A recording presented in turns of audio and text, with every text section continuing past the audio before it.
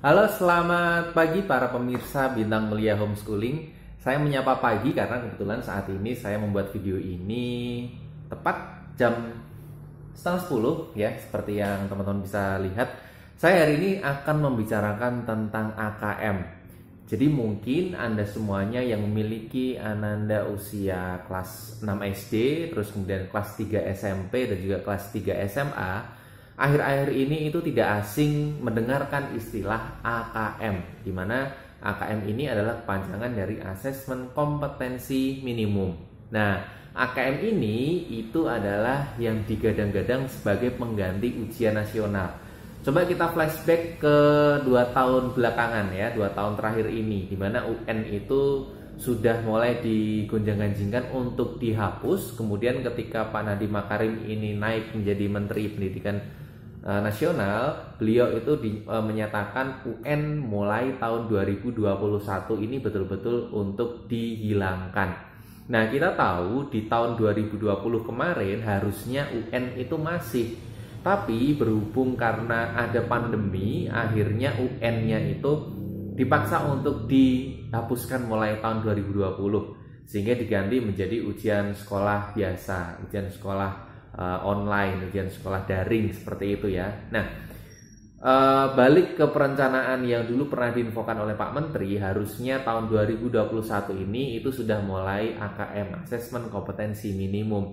Nanti kita akan bahas tuntas apa itu AKM. Saya nanti akan memperlihatkan kepada Anda semuanya apa seluk-beluk yang ada di dalam penilaian AKM, terus kemudian apakah ini sama dengan ujian nasional bobotnya sebagai penentu kelulusan, ataukah ini hanya digunakan sebagai evaluasi. Nanti akan saya pandu Anda semuanya dalam beberapa waktu ke depan untuk menyaksikan penjelasan tentang AKM ini. Nah, kami menyarankan kepada Anda semuanya yang memang memiliki anak-anak usia kelas 6 SD, terus kemudian kelas 3 SMP dan juga kelas 3 SMA untuk rajin mencari informasi tentang AKM ini. Nah, biasanya itu nanti bisa diinformasikan oleh sekolah, namun kita tahu bahwa saat ini sekolahan itu dilaksanakan belajar dari rumah, sehingga mungkin intensitas para wali kelas, intensitas dari para pengelola sekolah itu dia tidak bisa seleluasa seperti biasanya ketika sekolah-sekolah itu dilaksanakan tatap muka. Karena biasanya anak-anak yang mau ujian nasional atau ujian akhir gitu ya saya menyebut, biasanya itu nanti akan dikumpulkan, diberikan undangan ke sekolahan untuk diberikan penjelasan. Nah, mungkin melalui daring ini itu nanti dibuatkan video dan segala macamnya. Sehingga dengan keterbatasan sarana, terus dengan keterbatasan waktu dan lain sebagainya, Anda juga nanti harus aktif untuk mencari kira-kira AKM ini bagaimana bentuknya. Nanti akan kita pandu, Anda bisa melihat tantangan berikut ini. Halo semuanya, saya lanjutkan kembali. Mari kita simak penjelasan mengenai AKM. Ayah dan bunda semuanya bisa mengakses informasi yang memang valid dan terpercaya ini pada kolom link ini atau alamat secara online ini. Saya menyarankan Anda semuanya merujuk pada website Kemdikbud secara langsung.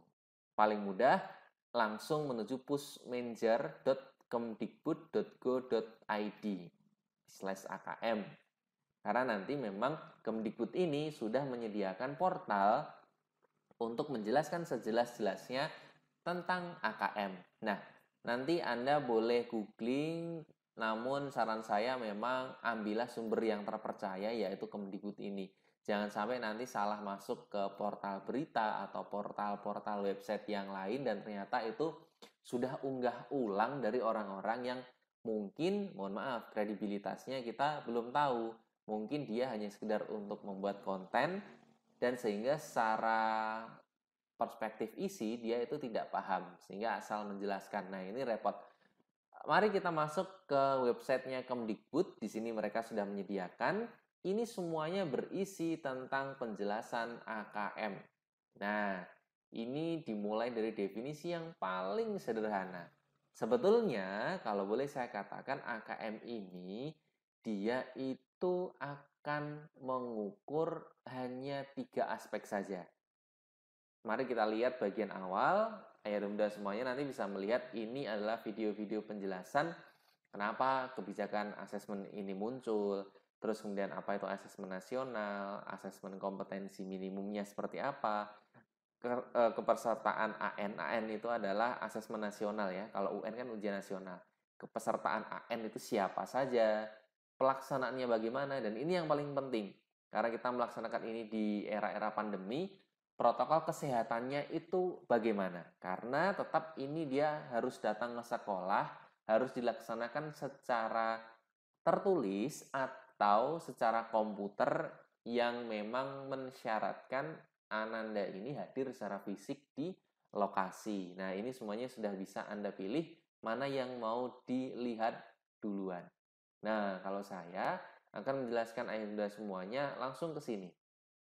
Sebetulnya, mari kita fokus pada gambar ini. Ada satu tentang numerasi, yang kedua ini adalah tentang literasi teks fiksi, kemudian yang ketiga ini ada literasi teks informasi. Nah, sebetulnya AKM ini lahir itu didasari bahwa tes standar internasionalnya kita yang biasanya dilakukan oleh PISA. PISA itu adalah organisasi internasional yang dia itu memang bertujuan untuk mengukur kemampuan pendidikan, kemampuan daya nalar anak-anak atau suatu generasi pada sebuah negara.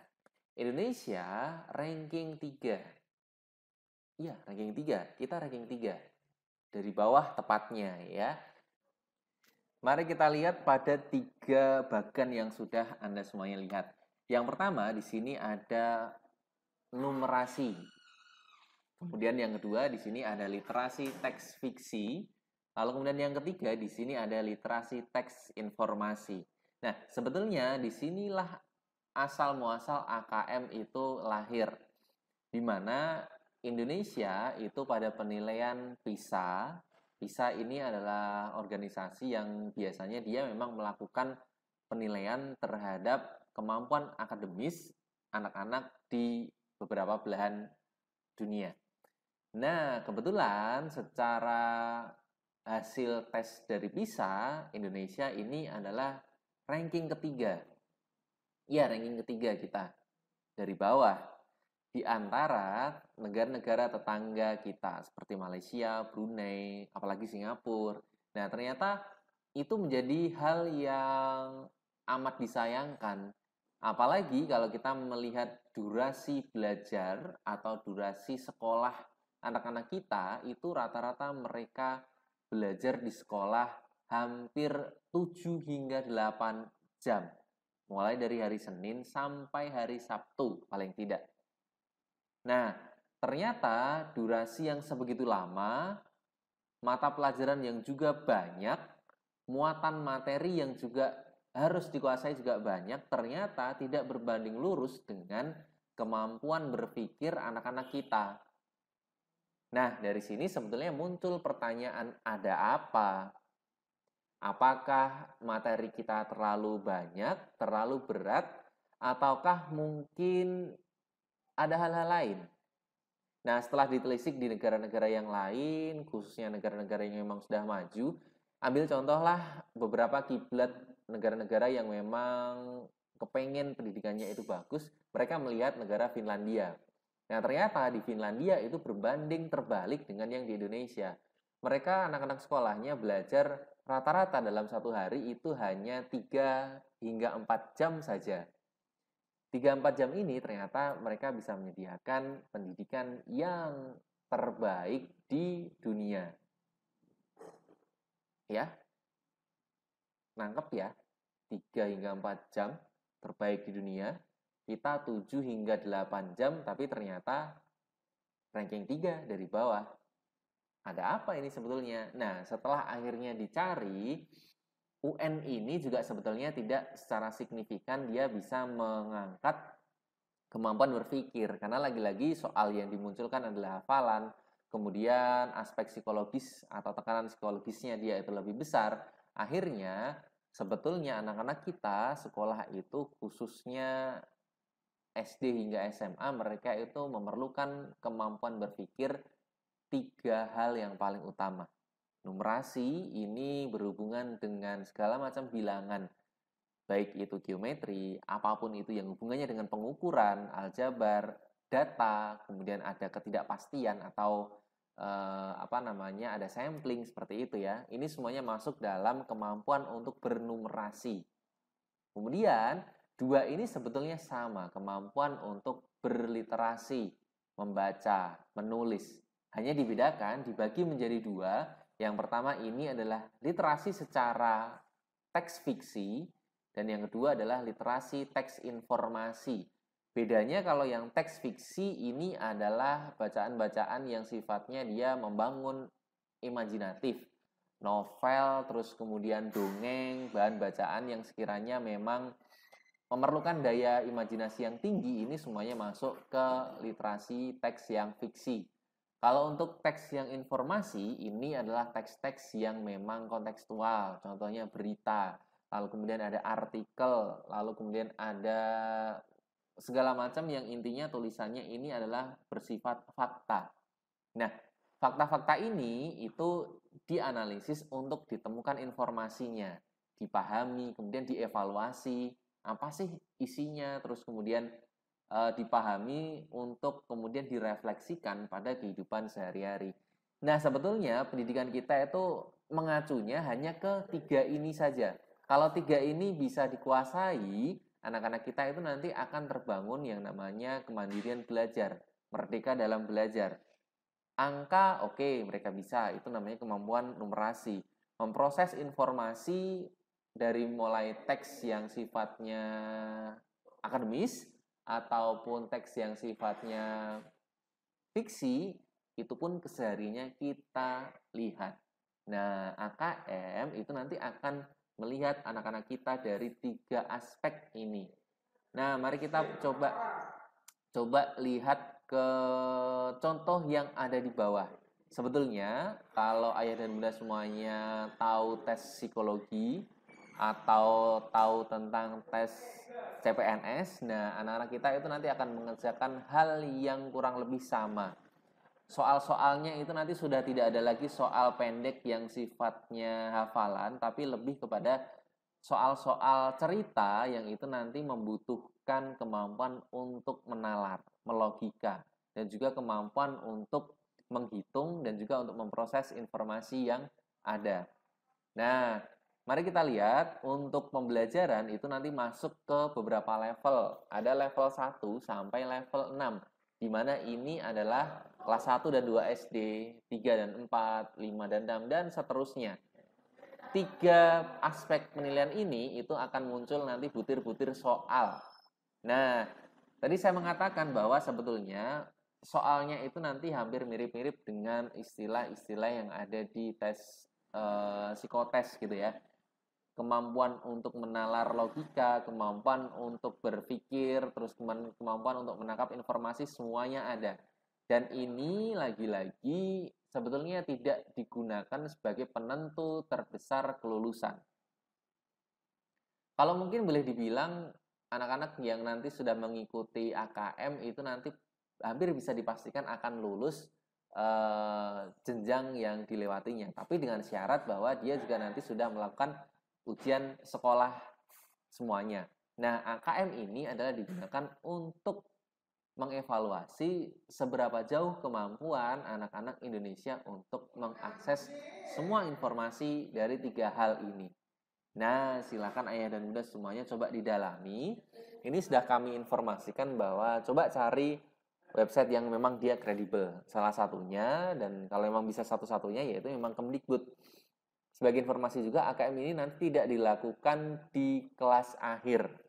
Karena bukan sebagai salah satu aspek untuk penentu kelulusan, tapi lebih kepada aspek untuk evaluasi, maka tes yang diambil untuk SD itu nanti antara kelas 4 naik ke kelas 5, untuk SMP adalah kelas 2, hampir naik ke kelas 3, SMA juga sama. Kelas 2 hampir naik ke kelas 3 juga. Nah, selain ada tiga penilaian tersebut, sebetulnya ada satu lagi aspek yang akan dinilai, namanya adalah lingkungan belajar. Lingkungan belajar ini pertanyaannya adalah pertanyaan tentang seputar lingkungan sekolahnya dia, aktivitas di sekolahnya dia. guru-guru pengajarnya, terus kemudian meliputi kepala sekolahnya, sarpras yang ada di sekolah tersebut. Sehingga ini betul-betul digunakan untuk evaluasi karena hasilnya nanti itu sudah akan mencerminkan bagaimana kualitas nalar anak-anak kita sekaligus kualitas dari sarana prasarana yang memang ada di sekolahan tersebut. Oke, jadi tidak perlu khawatir, tidak perlu bingung, tidak perlu risau. Cukup anak-anak kita bimbing untuk mengenal soal cerita, mengenal soal-soal yang modelnya panjang, soal cerita, sehingga nanti mereka itu tidak bingung. Karena kalau kita tidak memperkenalkan soal-soal itu, anak-anak kita saya yakin biasanya mereka lebih familiar dengan soal-soal hafalan, soal-soal pendek, seperti 3 tambah 3 sama dengan, terus kemudian X plus Y plus angka kuadrat dan sebagainya, itu adalah model-model soal yang langsung. Nah, AKM ini itu sifatnya dia adalah soal cerita yang membutuhkan penalaran di mana aspek numerasi, literasi fiksi dan literasi informasi, ya itu juga semuanya nanti akan masuk ke aspek penilaian. Terima kasih, selamat melanjutkan untuk searching informasi, selamat mendampingi putra-putri Anda untuk mempersiapkan AKM. Salam dari kami Bintang Mulia Homeschooling, homeschooling online yang satu-satunya dan juga pertama di Indonesia dan siap untuk memberikan pelayanan pembelajaran secara daring ke seluruh pelosok Indonesia bahkan luar negeri untuk membantu keberhasilan putra-putri Anda khususnya di masa pandemi seperti sekarang ini.